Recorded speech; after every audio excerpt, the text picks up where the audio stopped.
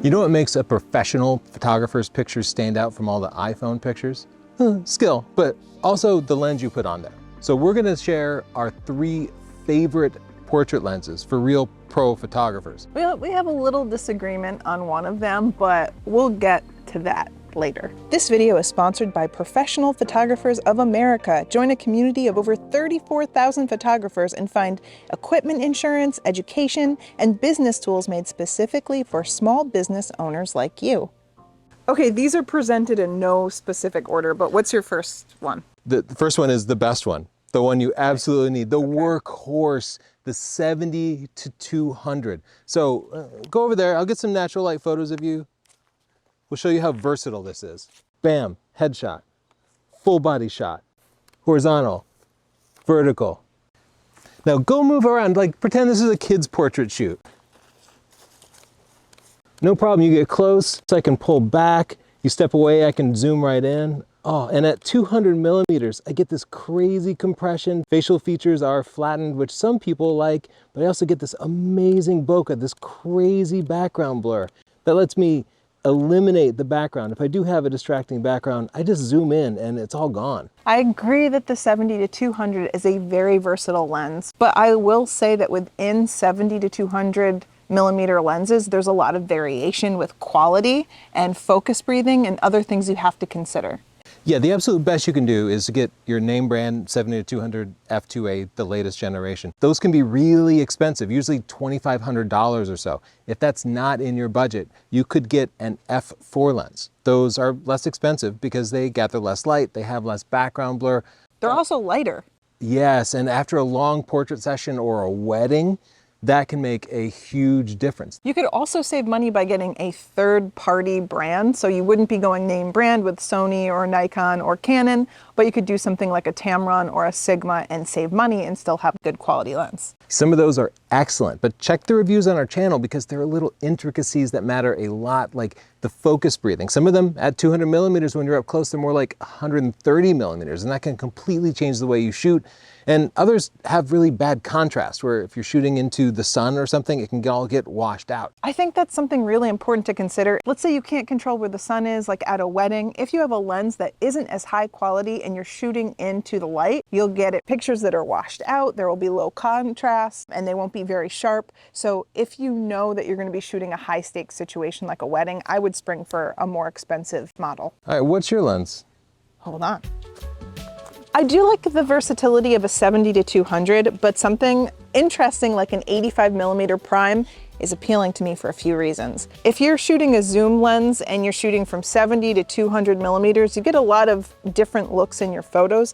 But if you have a portfolio with a lot of prime shots, it makes your portfolio look more consistent, especially if you have a big aperture like I do. This is an f1.2. You get kind of surreal looking background blur and it has a unique look. Now, you can see that this is huge because it's an f1.2 lens. You can also get an 85 millimeter and an f1.4, and that would be a smaller lens and also a more affordable lens. When you're using a prime lens, you have to be more specific with your composition, and sometimes working within that limitation actually makes me more creative, makes me a little more thoughtful about how I'm framing a shot. I'm gonna pair it with a strobe over here, show you some more deliberate photos and what they might look like. So Tony, get out from behind the camera. You're gonna model for me. Will you look off that way? Think about Men's Warehouse. Work it, Tony. Think about that time Kevin dropped the chili. And back at me. This lens is gorgeous, but there's one I like even more. But first, Don't forget to check out our sponsor, PPA, the nonprofit organization, the Professional Photographers of America, with over 34,000 members just like you, using their education to better themselves, using their insurance to protect their gear. Check out PPA today. And don't forget to check out the Bridge the Gap program because they have incredible classes on business management, and that's definitely a part of your photo journey if you're doing this professionally. So yeah, thanks PPA. use our link in the description below to get $25 off your PPA membership. Thanks PPA.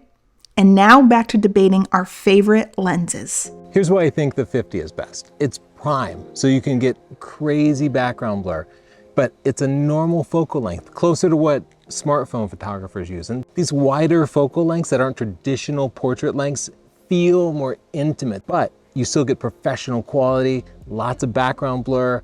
That's why a 50 f1.2 has become my favorite portrait lens.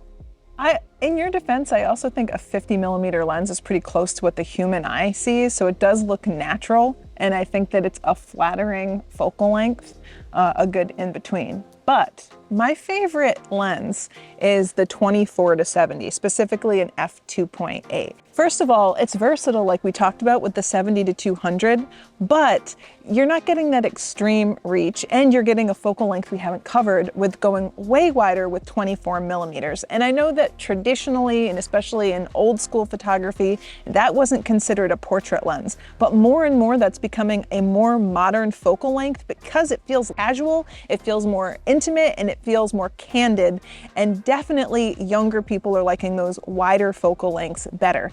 You can get that 24mm look, fit more of someone's body in the frame, fit more people in the frame, but also because it's a zoom, you can zoom in and get the 70mm, which is enough compression to have beautiful background blur and look professional and interesting. Let me also say that you're mentioning that the 50mm is a prime. I like primes, that's why I like the 85mm. It forces you to work within one focal length, but it doesn't mean that it's a sharper lens anymore, because the 24-70 that I have here, which is a Sony G Master, is incredibly sharp, high contrast, low junkified. You know what I mean by junkified? No. Nobody does, because I just made it up.